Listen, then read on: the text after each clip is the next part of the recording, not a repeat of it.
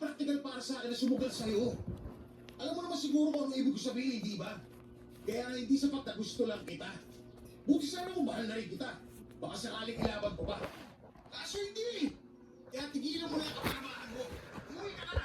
Tama lang pala na itinigil ko na yung paghahabol sa'yo kasi wala ka naman pala talagang kwentang lalaki. Kahit ano pang sabihin mo, hindi na ako masasaktan dyan. Nung iniwan kita, buo na yung desisyon ko na magsasama ulit kami ng asawa ko. Tigilan mo na tayo magpapanggap mo na mahal mo yung asawa mo. Kasi kung mahal mo siya at sapat na siya sa buhay mo, bakit kinita mo pa ako ngayon at di gusto mo pa na may mangyari sa atin? Sa sobrang manloloko mo, pati sarili mo binibiktima mo. Gusto mo pa talaga nag-iskandalo tayo dito? Pinagtitingin na lang tayo ng mga dumaraan. Bakit? Ayaw mo bang marinig nila at malaman nila kung anong klaseng asawa ka? At least ako, boyfriend pa lang yung meron. Wala pa kaming anak. Eh ikaw, kunwari ka pang mabuti kang asawa at ama sa anak mo, pero hindi ka nagdadalawang isip na mag-check-in sa hotel na ibang babae yung kasama mo. Sa bagay, mukhang sanay ka naman eh.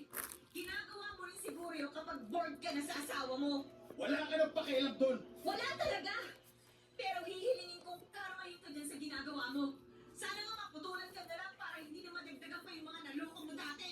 Kung ako sa'yo, mag-isip ka na ng idadahilan mo sa boyfriend mo.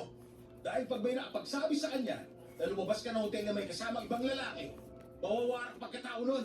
Kasi nakuha mong bumuka ka sa iba. Hindi ko na kailangan mag-isip. Alam ko yung pagkakamaling nagawa ko ngayon. At haharapin ko yun. Hindi kasi ako duwag, kagaya mo. Kapag-ulit, noong sumama ako kay Nick sa hotel, Yeah, nagkakala ako okay. ipagpalit siya sa boyfriend ko. Ihap mo no?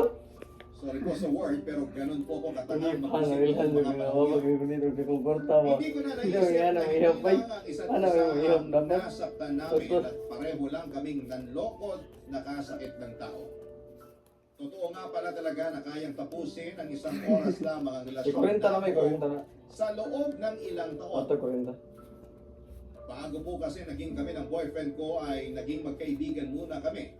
Kaya may matibay na Ato na ning sobra? pundasyon ang relasyon namin. Sama. Akala ko naman ay sapat na yon, pero isang Naabos maling nga desisyon to, ko ano, lamang ni? pala ang Si sisira noon. Gusta. Si Mix ang Sayang pinili kwarta. ko, pero iniwan niya pa rin ako sa ere. Ang huling balita ko na lamang kay Mix ay maayos pa rin silang nagsasama ng asawa niya. Pero bukod doon ay wala na akong ibang alam sa kanya. Pinutol ko na ang lahat ng ugnayan namin at nag-move on na rin ng tuluyan. Hindi lang sa kanya, kundi sa sakit na naidulot sa akin ng mga maling desisyon ko sa buhay. Sa ngayon, Papa Dudut, ay meron na akong sariling pamilya. Natuto na ako sa mga naging pagkakamali ko noon at itinatama ko na ngayon. Wala po akong inilihim sa asawa ko ngayon at tinanggap naman niya ako.